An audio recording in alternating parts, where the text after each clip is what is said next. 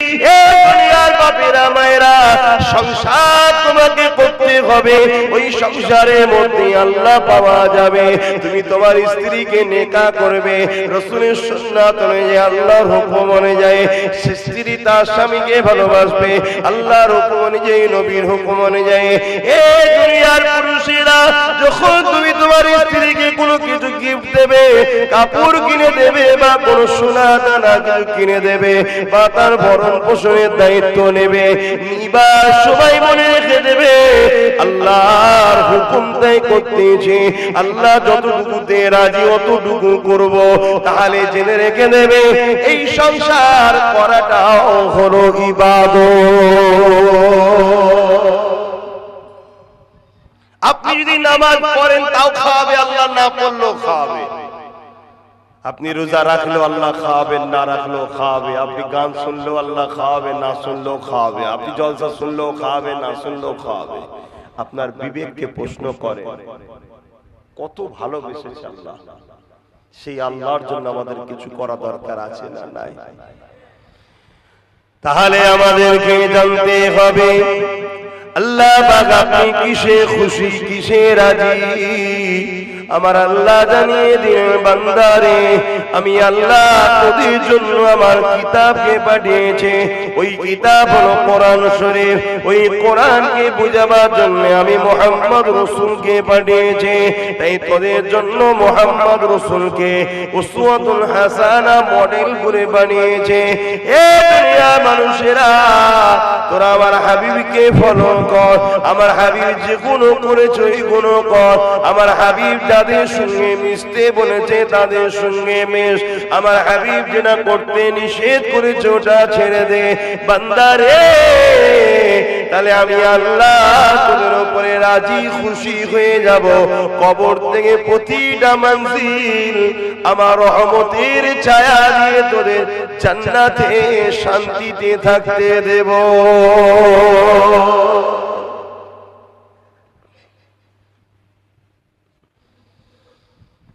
বাবেরা, নজওয়ান তরুণেরা, মায়েরা, বোনেরা, দুদিনের দুনিয়ার মায়া জালে জড়িয়ে আখিরাতকে ভুলে যাবেন না। এ দুনিয়া হলো দুনিয়া ও সিদরুল মুমিনিন ওয়া জান্নাতুল কাফিরিন। মুমিনদের জন্য দুনিয়াটা হলো জান্নাত, আর কাফিরদের জন্য, মুমিনদের জন্য দুনিয়াটা হলো জেলখানা, আর কাফিরদের জন্য দুনিয়াটা হলো জান্নাত। জান্নাত মানে শান্তির জায়গা, আর জেলখানা মানে কিসের জায়গা? কষ্টের জায়গা।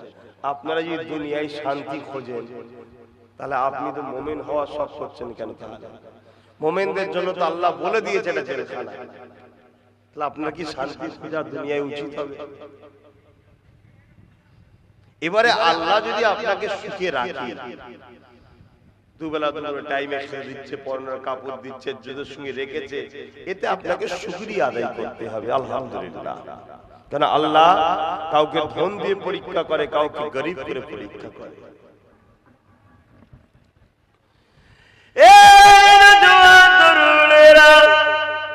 মনে রেখে দেবেন এই দুনিয়া চিরস্থায়ী নয়। আজ আছে কাল চলে যেতে হবে, কাল কবে ডাক আসবে কেউ জানে না। কবরের জমিন থেকে আখিরাতের রাস্তা রওনা হবে। ওই কবরের জমিনে তোমার দুনিয়ার ধন দৌলত কোনো কাজে লাগবে না। ওই কবরের জমিনে তোমার সন্তান, ছেলে পুলে, বাপ মা কোনো কাজে লাগবে না। এই যুবকেরা, তরুণীরা, বাপেরা, ওই কবরের জমিনে যাবার আগে দুনিয়া জমিনে তৈরি হয়ে যাও। তাই আল্লাহ পাক কোরআন পাকের মধ্যে সূরা হাসরের 20 নম্বর আয়াতে জানিয়ে দিলেন, ইয়া আইয়ুহাল্লাযীনা আমানু তাকুল্লাহ ওয়াল তানজুরু নাফসুম মা কদ্দামাত লিগাদ। এ দুনিয়া মানুষেরা, আমি আল্লাহ আমাকে ভয় করো। ঈমানদারের কাজ আমি আল্লাহকে ভয় করা। ওয়াল তানজুরু নাফসুম মা কদ্দামাত লিগাদ, এবং পরকালের জন্য কি তৈরি করেছে সেই নিয়ে চিন্তা করা। বুঝতে পারছেন ভাই? তাহলে ঈমানদারের কাজ কি? আল্লাহকে ভয় করা আর পরকালের জন্য তৈরি কি করেছে। তাহলে যে ঈমানদার হবে সে দুনিয়ায় জুলুম করতে পারবে, যে ঈমানদার হবে দুনিয়ায় হারাম খেতে পারবে, যে ঈমানদার আল্লাহকে ভয় করে সে কখনো মা বাপকে কষ্ট দিতে পারবে।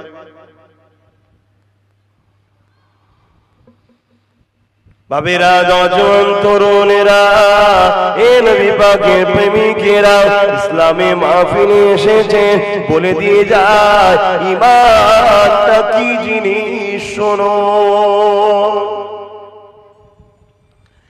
এ যুবকেরা, আল্লাহর রাসূলকে মুহাব্বত করে ভালোবেসে আদবের সঙ্গে বিশ্বাস করে মেনে নেওয়াটা হলো ঈমান। আল্লাহ পাক কোরআন পাকের মধ্যে বললেন, সাহাবারা যেভাবে ঈমান এনেছে ওইভাবে ঈমান আনো। সাহাবারা কেমন ঈমান এনেছে? সাহাবারা কেমন ঈমান এনেছে? আজ আমাদের ঘরে সামান্য একটু কষ্ট এলেই আমাদের মাথা খারাপ, একটু জ্বর হলেই মাথা খারাপ, একটু সর্দি হলেই মাথা খারাপ। আর যখন সুস্থ ছিল তখন আল্লাহ ভুলেছিল। আল্লাহ পাক কখনো কখনো তার বান্দাদের মধ্যে যাকে ভালোবাসে বিমার দিয়ে, রোগ দিয়ে, অভাব দিয়ে, কষ্ট দিয়ে তিনি চান বান্দা যেন আমাকে স্মরণ করে নেয়। জোরে বলুন সুবহানাল্লাহ। আমি বুঝাতে পারলাম? একটু সরাসরি দেবেন, বুঝাতে পারছি তো নাকি? আপনারা এইসবই শুনতে এসছেন। আল্লাহ পাক তার বান্দাদের মধ্যে থেকে একদল গাফিল বান্দা আছে যারা আল্লাহকে ভুলে থাকে, কিন্তু আল্লাহ তাদেরকে ভালোবাসে। তাই আমার আল্লাহ চান ওই বান্দাগুলো যেন আমায় স্মরণ করে, এজন্য কখনো বিমার দেয়। বিমার হলেই তখন কি করবে? উফ, আল্লাহ আল্লাহর কষ্ট হচ্ছে, আল্লাহ এই যে স্মরণ করছে। কখনো অভাব দেয়, দিলে সে ডাকছে আল্লাহ। মনে রাখবে, বিমার হওয়ার পরে তুমি যদি আল্লাহর দিকে যাও জানবে বিমারটা হলো রহমত। জোরে বলুন সুবহানাল্লাহ। অভাব হওয়ার পরে তুমি যদি আল্লাহর দিকে যাও জানবে অভাবটা হলো আল্লাহর পক্ষ থেকে পরীক্ষা এবং রহমত। জোরে বলুন সুবহানাল্লাহ। অর্থ থাকার পরে, অর্থ বিশাল ধনী হওয়ার পরেও যদি সে আল্লাহর দিকে থাকে জানবে অর্থটা আল্লাহর পক্ষ থেকে রহমত হয়ে এসেছে। জোরে বলুন সুবহানাল্লাহ। আর এর যদি উল্টো হয়, বিমার হওয়ার পরে ও আরো বদমাইশি করছে, জানবে এই বিমার তোমার জন্য শাস্তি ও গজব। অর্থ থাকার পরেও আরো এলাকায় মস্তানি, গুন্ডাগিরি, মানুষকে মানুষই মনে করছে না, আল্লাহর বিরোধী কাজ করছে, জানবে এই অর্থ তোমাকে ফেরাউন বানাচ্ছে। শুনছো তো নাকি? খুব সাবধান বাবা মা, কেননা প্রতিদিন কবর আমাকে আপনাকে ডেকে ডেকে বলে, এ দুনিয়া মানুষের আমি কবর বড় একা থাকার জায়গা। কবরে কেউ যায় নাকি সাথে? আপনার এলাকায় কেউ যায় না একদিনের জন্য? প্রতিদিন কবর ডেকে ডেকে বলে, এ আল্লাহর বান্দা বান্দিরা আসার আগে তৈরি হও। আমি কবর কার বেটা বুঝি না, আমি কবর কোন এলাকার লিডার বুঝি না, আমি কবর তুমি কত বড় পীর সাহেব দাবিদার বুঝি না, আমি কবর তুমি কত বড় মুফতি দাবিদার বুঝি না। এ দুনিয়া মানুষ, আল্লাহ পাক জমিন বারবার ডেকে ডেকে বলে, এ দুনিয়া মানুষ আমি কবর বড় একা থাকার জায়গা, আসার আগে তৈরি হও। আমি কবর বড় অন্ধকার জায়গা, আসার আগে তৈরি হও। আমি কবর বড় পোকা মাকড় এলাকা, আসার আগে তৈরি হও। আমি কবর চতুর্দিক মাটিতে ঘেরা, আসার আগে তৈরি হও। কারণ এই কবরের জমিনে তোমার কাছে বুঝে নেওয়া হবে আল্লাহ নবীর উপরে প্রেম আর তোমার আল্লাহর দাসত্ব কি ছিল।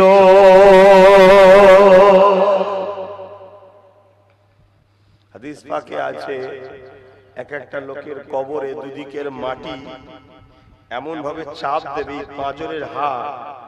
আল্লাহ রসুল দেখিয়েছেন যেভাবে আগুন একটা অপরের ভেতরে ঢুকে যাচ্ছে, এই পাঁজরের হাড় একটা অপরের ভেতরে ঢুকে যাবে। শুনছো যুবকরা? যদি কিছু ছেলে আমার ভাই মনে করো বা বোন মনে করে যে ঠিক আছে হুজুর ঠিকই বলছেন, কিন্তু এখন তো আমাদের হালকা বয়স, পরে ভাববো করে। কি গ্যারান্টি আছে কালকে জানাজা হবে না তোমার? কি গ্যারান্টি আছে কালকে আমার জানাজা হবে না? কোনো গ্যারান্টি আছে? দুনিয়াদারি করতে করতে আল্লাহকে ভুলে গেলে, পরীক্ষাতে তুমি তো ফেল হয়ে গেলে। দুনিয়াদারি করতে করতে আল্লাহকে প্রেম করলে, পরীক্ষায় তো তুমি কামিয়াবি হয়ে গেলে।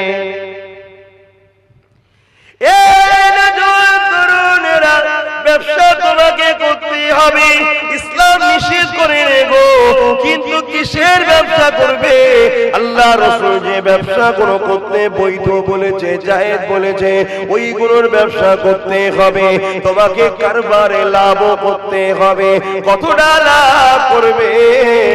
আল্লাহ নবী যতটা লাভ করতে বলেছে, এই জন্য তো ইলম শিক্ষা করা ফরজ। প্রতিটা নর নারীর জন্য কোরআন সুন্নাহর ইলম শিক্ষা করা ফরজ। তোমাকে শিখতেই হবে, শিখতেই হবে। এটাও একটা শিক্ষা প্রতিষ্ঠান। তাই তো তোমাদেরকে শিখাতে লেগেছি, এ দুনিয়ার বাপেরা মায়েরা, সংসার তোমাকে করতে হবে। ওই সংসারের মধ্যে আল্লাহ পাওয়া যাবে।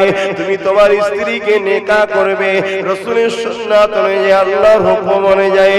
স্ত্রী তার স্বামীকে ভালোবাসবে আল্লাহর হুকুম অনুযায়ী, নবীর হুকুম অনুযায়ী।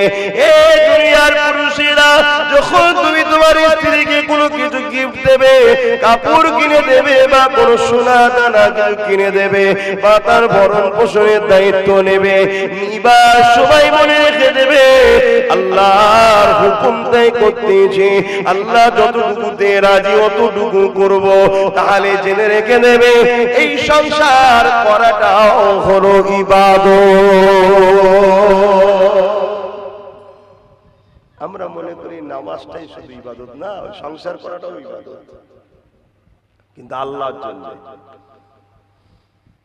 যদি কোনো পুরুষ তার স্ত্রীর কাছে, স্বামী যদি স্ত্রীর কাছে যায়, আর বেশি বলছি না, একেবারে ক্লোজ, কিন্তু যাবার সময় উভয় যদি ভাবে যে আল্লাহর সিস্টেম এটা, যে আমাদের দুজনের মিলনের মাধ্যম দিয়ে দুনিয়ায় সন্তান আসবে, তাই আমরা এক জায়গায় হচ্ছি, ওটাও ইবাদত। জোরে বলবো সুবহানাল্লাহ। আমার কথা বুঝছেন তো নাকি? আমি গল্প করছি না তো, ভুল শিখাচ্ছি না তো? আপনি কি বলছেন? ওটাও ইবাদত, হ্যাঁ ওটাও ইবাদত, কিন্তু নিয়তটা তোমার খালিস আল্লাহর জন্য। নিজের কোন রকম দুনিয়াবি খেয়াল যেন না থাকে, তাহলে কিন্তু কিচ্ছু বেকার। কোন বাপ যদি তার বাচ্চাকে একটা কাপড় কিনে দেয়, কিনে দিবার সময় যদি ভাবে, আপনারা তো বাচ্চাদের কাপড় দেন, কিন্তু দিবার সময় কি ভাবে বা নিয়ত করে যে আল্লাহ এই বাচ্চাটাকে আমার জিম্মায় দিয়েছে, এর ভরণ পোষণ, দেখাশোনা, খাওয়া দাওয়ার দায়িত্ব আমার, একে একটা কাপড় দাও, আল্লাহ খুশি হবে, এজন্য দিচ্ছি, এ নিয়ত করেন? করেন না। যখনই করবেন ইবাদত হবে। জোরে বলুন সুবহানাল্লাহ। এই তো ব্যাপার। আমরা করি তাও ফল পাচ্ছি না কেন? আমরা নিয়ত করিনি।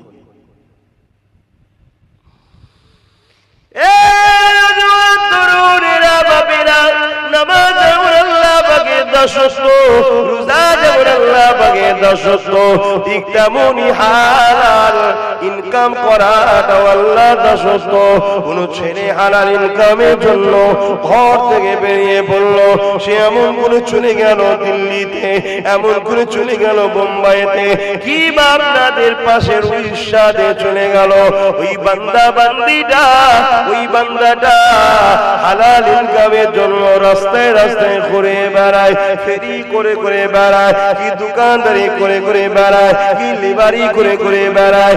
এই যে হালাল ইনকামের জন্য বেরিয়ে পড়েছে, যতক্ষণ দুনিয়া রাস্তায় ঘুরতে থাকবে, প্রতিটা কদমে কদমে আল্লাহ নেকি দেয়, আর ও আল্লাহ রাস্তায় চলতেছে।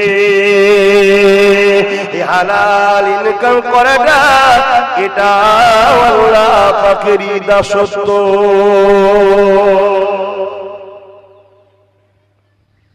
দাসত্ব কত কি বুঝতে পারছেন? আল্লাহর জন্য করা, এক কথায়। এখন যদি আপনি কারোর সঙ্গে ঝগড়া করেন দুনিয়ার আপনার জমি জায়গার জন্য, ওটা কি আল্লাহর জন্য হলো? ওটা কি দাসত্ব হবে? হবে না।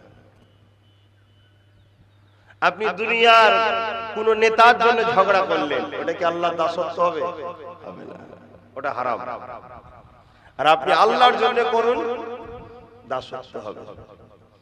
যেমন আল্লাহ নবী হাদিস পাকের মধ্যে জানিয়ে দিলেন, মান আহাব্বা লিল্লাহি ওয়া আবগাদা লিল্লাহি ওয়া আতা লিল্লাহি ওয়া মান আলিল্লাহ ফাকাদ ইসতাকমালা ঈমান। শুনছেন তো সবাই? অসুবিধা হচ্ছে?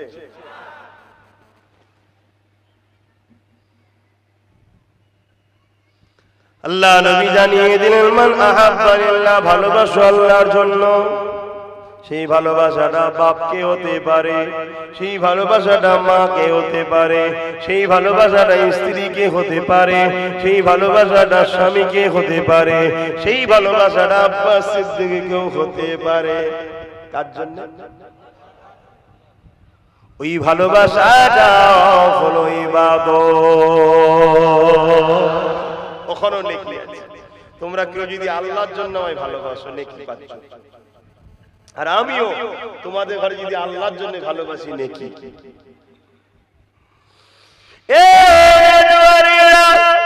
ওই ভালোবাসাটা কোন অন্য ধর্মের মানুষের জন্য হতে পারে।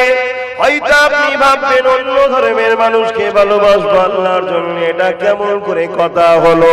হ্যাঁ, শুনে রেখে দেয়, জেনে রেখে দেয়। আল্লাহ নবী নবী দয়ার নবীর জীবনী খুলে দেখলেন। নবী আমার রাস্তা দিয়ে একদিন যেতে লেগেছে, আল্লাহ নবী দেখতে লেগেছে রাস্তা ধারে একটা বুড়ি মহিলা বসে রয়েছে, ধুলো বালি নোংরা জায়গাতে বসে পড়েছে। আল্লাহ নবী দেখে অনেক মানুষ যায়, বুড়ির দিকে তাকিয়ে একবার দেখে, দ্বিতীয়বার আর কেউ তাকিয়ে দেখে না, বুড়ির খোঁজও নেয় না। নবী আমার আগিয়ে গিয়ে ওই মহিলার পাশে বসে গিয়ে বলে, মা কি ব্যাপার, এই ধুলো জায়গাতে আপনি বসে আছেন কেন মা? এই মা বলে যখন ডাক দিয়েছেন আর পিঠে উম্মুন বলা হয়, ওই সময় মহিলাটা চোখ তুলে আল্লাহ নবী দিয়ে তাকালেন। দয়ার নবীকে এত সুন্দর দেখতে ছিল। ইউসুফ আলাইহিস সালামকে দেখে মিশরের নারীরা নিজেরা আঙুল কেটে ফেলেছিল, খুশি না এত সুন্দর দেখতে। কিন্তু আমার নবী পাককে রাসূলকে দেখে নে আজও পৃথিবীর কোটি কোটি নারী জানো দিয়ে দিচ্ছে।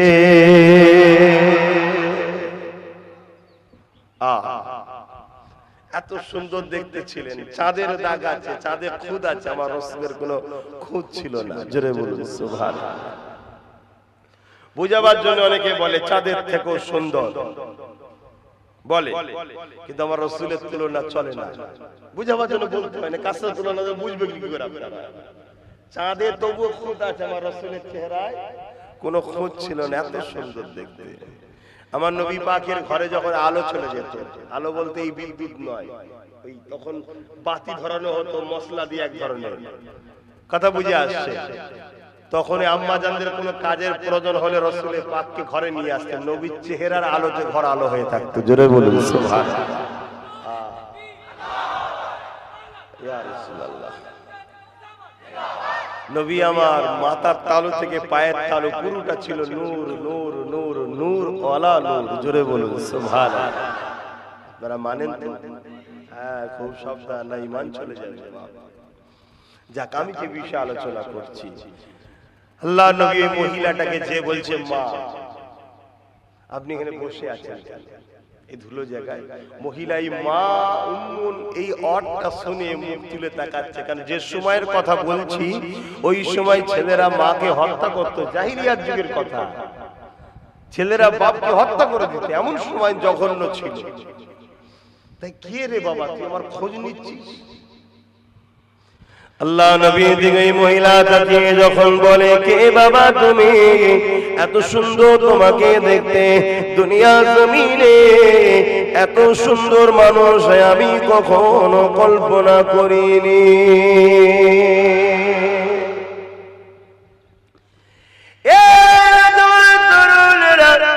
আল্লাহ নবী সময় নিজের পরিচয়কে গোপন দিয়ে বলেছিলেন, মা আমাকে আপনার একটা সন্তান মনে করতে পারেন মা?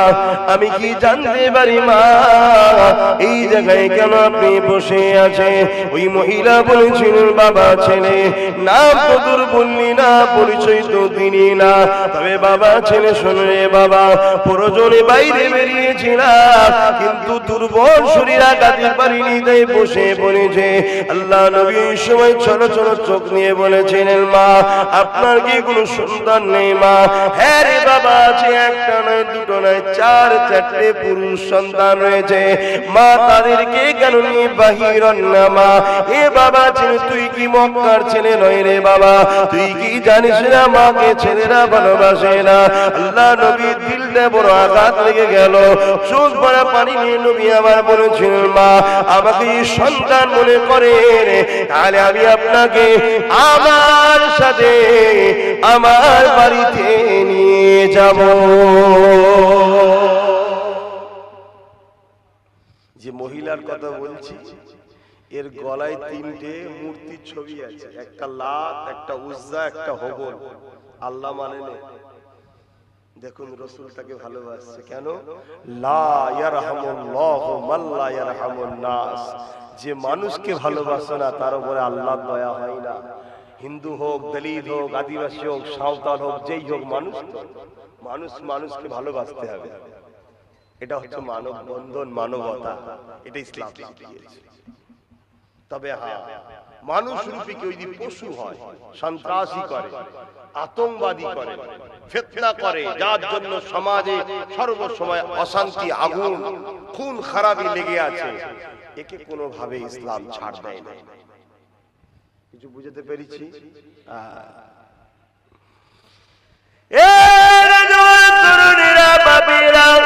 তবে হ্যাঁ আল্লাহকে যখন মেনে নিয়েছে, ইসলামকে যখন মেনে নিয়েছে, অন্য কোন ধর্মের বিষয়ে পার্টিসিপেট করা চলবে না। অন্য কোন ধর্মের সমালোচনা করা যেমন নিষেধ আছে, অন্য কোন ধর্মের সহযোগিতা বা প্রশংসা করাও নিষেধ আছে। কেননা আল্লাহর সঙ্গে শিরক করাটা হলো সব থেকে বড় জুলুম। এই জুলুমের কখনো মাফ নাই। কিন্তু মানুষ হিসাবে যে কোনো ধর্মের হোক না কেন তাকে ভালোবাসতে হবে, আল্লাহ পাকের সৃষ্টি হিসাবে প্রিয় করতে হবে। এই যুবকেরা, তরুণীরা, বাপেরা, এই হাদিসটা বলতেছিলাম মান আহাব্বা লিল্লাহ, আল্লাহর জন্য ভালোবাসো। এই ভালোবাসা আপনার স্ত্রী হতে পারে, এই ভালোবাসাটা আপনার স্বামীর সাথে হতে পারে, এই ভালোবাসা আপনার বাপ মার সাথে হতে পারে, এই ভালোবাসা আপনার মুর্শিদ পীরের সাথে হতে পারে, এই ভালোবাসা আপনার ইমামের সাথে হতে পারে, এই ভালোবাসা আপনার দুনিয়ার রাজনীতির লিডারের সাথেও হতে পারে। যেখানেই ভালোবাসবেন না কেন মনে রাখবে একটাই শর্ত, আল্লাহর জন্য ভালোবাসবে। আল্লাহর জন্য যাকে ভালোবাসবে মনে রেখে দেবেন আল্লাহর জন্যই তেমন সম্পর্ক দূর করতে হবে। মান আহাব্বা লিল্লাহ ওয়া আবগাদা লিল্লাহ, দুশমনিও যদি কারো সঙ্গে করতে হয় ওটাও আল্লাহর জন্য করতে হবে। কারো সঙ্গে যদি লড়াই করতে হয় ওটাও আল্লাহর জন্য করতে হবে। কারো সঙ্গে যদি বিচ্ছেদ করতে হয় ওটাও আল্লাহর জন্য করতে হবে। এ আল্লাহর সৃষ্টি দাসীরা একটা কথা মনে রেখে দিও, চলে সবাইকে যেতে হবে। তুমি কি করছো না করছো, তোমার কাঁধে দুদিকে ফারিস্তা রাখা আছে, তারা হিসাব লিখতে লেগেছে। তোমার জীবনের মাকসাদ একটাই হবে, আল্লাহ আল্লাহ আল্লাহ আল্লাহ। আল্লাহর জন্য প্রেম, আল্লাহর জন্য দুশমনি, আল্লাহর জন্য ভালোবাসা, আল্লাহর জন্য বিচ্ছেদ, আল্লাহর জন্য বন্ধুত্ব, আল্লাহর জন্য লড়াই, সেই হলো প্রকৃত ঈমানের স্বাদ পানেওয়ালা। সব আল্লাহর জন্য। কথা বুঝে আসছে? জিন্দেগিটাকে ঠিক করতে হবে তো নাকি গো? আমাদের জীবনে এবার বলুন ভুল আছে না নাই? আমরা ভুল করেছি, তাহলে এখন শুনছেন তওবা করতে হবে, পরিবর্তন হতে হবে। বাকি জীবনটা যতদিন বাঁচবেন মাকসাদ একটাই থাকবে, আল্লাহর জন্য। আব্বাস সিদ্দিকীর দল করব আল্লাহর জন্য, আব্বাস সিদ্দিকী থেকে সরে যাব আল্লাহর জন্য, অমুককে ভালোবাসবো আল্লাহর জন্য। এটা মাথায় রাখবেন। আর আব্বাস সিদ্দিকী যদি আল্লাহর দ্বীনকে মিটাতে চায়, আমাকে কোনোভাবে ভালোবাসা যাবে? আপনি বলছেন না, তাও ভালোবাসি। তাহলে এই কি রকম ভালোবাসা হয়? কথা বুঝছেন না? এই কি রকম ভালোবাসা? মনে রাখবেন, একটা হলো ইসলাম মানে নে, এ আলাদা জিনিস, আর একটা হলো ইসলামের ক্ষতিকারক, ওটা আলাদা জিনিস। ইসলামকে যে মানে নে, ও জবাব আল্লাহর কাছে দেবে, কিন্তু ওর সঙ্গে তোমাকে মানব বন্ধন রাখতে হবে। মানুষ হিসেবে একে অপরকে হেল্প করা, বিপদের সাথ দেওয়া, একে অপরের বন্ধুত্ব রাখা, আত্মীয়তা রাখা, মানুষের যে মানব বন্ধন হয় রাখতে হবে। কিন্তু যদি ইসলামের ক্ষতি করে, তাকে কোনোভাবে আল্লাহর জন্য ভালোবাসা যেতে পারে? কিন্তু আমরা তো তাই করছি। বললি তো আপনারা নারাজ হয়ে যাচ্ছেন। যে নবী আমার সারা জীবন লড়াই করে সুদ বন্ধ করলো, মেলা বন্ধ করলো, গান বন্ধ করলো, ফাংশন বন্ধ করলো, আজকে আমরাই তো সেই নবীর ইসলামকে মিটাচ্ছি গান দিয়ে, মেলা দিয়ে, ফাংশন দিয়ে, যাত্রা দিয়ে। না, আমি তো করিনি, কিন্তু আপনি যাকে ভালোবাসেন সে তো করছে, সে তো করছে। আর দেখে দেখে দেখে দেখে মুসলিম এলাকাতে এখন লটারির দোকান, মদের দোকান, জুয়ার দোকান, সুদের দোকান মুসলিম এলাকাতেই করা হচ্ছে। কেন? এখন ইসলামে হারাম, তাদের এলাকায় কর। 10 জনকে রুকে কতদিন রাখবে? বাপ গুলো একদিন ঢুকবে, খাবে, হারাম খাবে, শেষ হয়ে যাবে। একটা কথা আজকে বলছি, খুব ঠান্ডা মাথায় শোনো। যতদিন তোমাদের ঘরের মেয়েরা ইসলামের সঙ্গে সম্পর্ক রাখবে, ততদিন পৃথিবী থেকে ইসলামকে কেউ মুছতে পারবে না। কেন? মায়ের রেহেমটা এমন একটা জিনিস, বুঝতে পারছেন তো? যেখানে বাচ্চা দানি, বাচ্চা যেখানে থাকে, মা যদি ইসলামের সঙ্গে সম্পর্ক থাকে, তাহলে মনে রাখবেন ওই মা পৃথিবীর বুকে সালাউদ্দিন আইবি আবার জন্ম দেবে। কথা বুঝে আসছে? আবার মোহাম্মদ বিন কাসেমের জন্ম দেবে, আবার নাই পরায়ণ সম্রাট সুলতান মানুষ আল্লাহর ওলিদের গৌস পাক খাজা গরিবে নওয়াজ সুলতান হিন্দের নাই ওনাদের মতো না হলো, ওনাদের কাতারে চলার জগৎ বিখ্যাত বিখ্যাত ওলিদের জন্ম দেবে ওই মায়ের নাই। জোরে বলুন সুবহানাল্লাহ। কিন্তু দুঃখের বিষয়, এতদিন আমরা পুরুষগুলো খারাপ ছিলাম, এখন আমাদের মা বোনগুলো খারাপ হয়ে গেছে। কি ওয়াজ করবো বলুন? এখন বলতে গেলেই মনে কষ্ট হবে। 100-র মধ্যে 90টা বাড়িতে সুদ ঢুকে গেছে মুসলমানদের।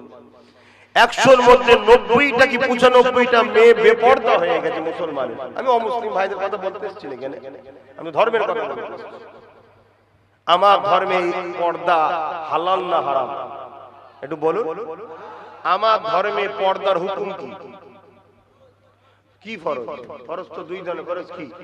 ফরজ আইন, নামাজ যেমন ফরজ, রোজা যেমন ফরজ, ঠিক পর্দা করাটা ফরজ। 100-র মধ্যে 95টা বাড়িতে বেপর্দা। কি? অনেকে আবার বোরখা পরে যদিও বাইরে বেরোয়, ওর থেকে বোরখা না পরলে মনে খারাপ নজরটা কম যেতে, এমন টাইট বোরখা পেছাড়া খারাপ নজর বেশি যাচ্ছে।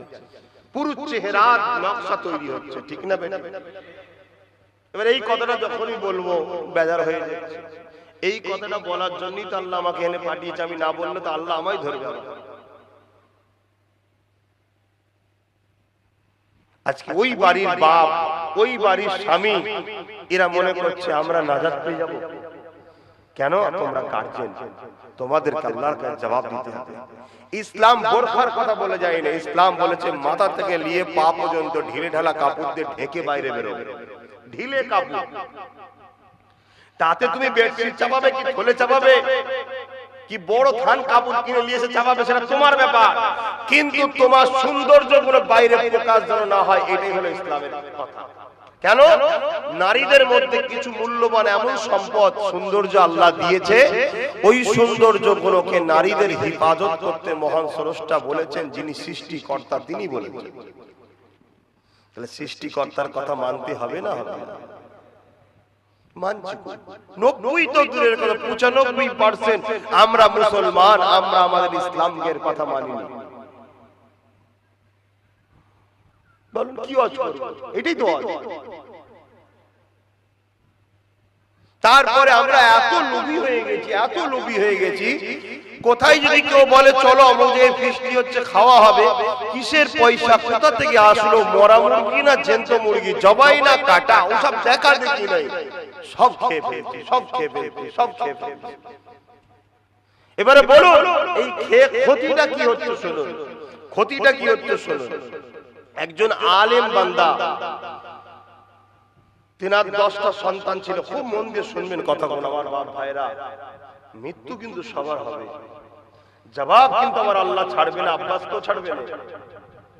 আমি তো আমার আল্লাহর কাছে পানা চাই, খোদা আপনি আমায় হিদায়াত করেন, আমি যেন হারাম না খেয়ে ফেলি, ভুলে না চলে যায়, অহংকারে না চলে যায়, লোভে না চলে যায়, মানুষকে ধোঁকা না দিয়ে ফেলি। কেন আমি যে জায়গায় দাঁড়িয়ে আছি, আমি যে পরিস্থিতিতে আছি, এই জায়গা যেমন খুব সম্মানের, এই জায়গা তেমন খুব কঠিন বিপদের। আমার মুখের দিকে যেমন লাখ লাখ লোক তাকিয়ে আছে, লাখ লাখ লোক আমার হ্যাঁ হ্যাঁ বলছে, আমার নাই না বলছে, আমায় ফলো করে চলছে। আমি যদি বলি জান দে, আত্মহত্যার জন্য তোদেরকে হারাম ইসলাম করেছে তাই করতে বলি না, কিন্তু চল ওই সংগ্রামে তোদেরকে জীবন লাগলেও বেরোতে হবে। আমি আপনাকে বলছি কয়েক লক্ষ যুবক ছেলে রাস্তায় বেরিয়ে পড়বে।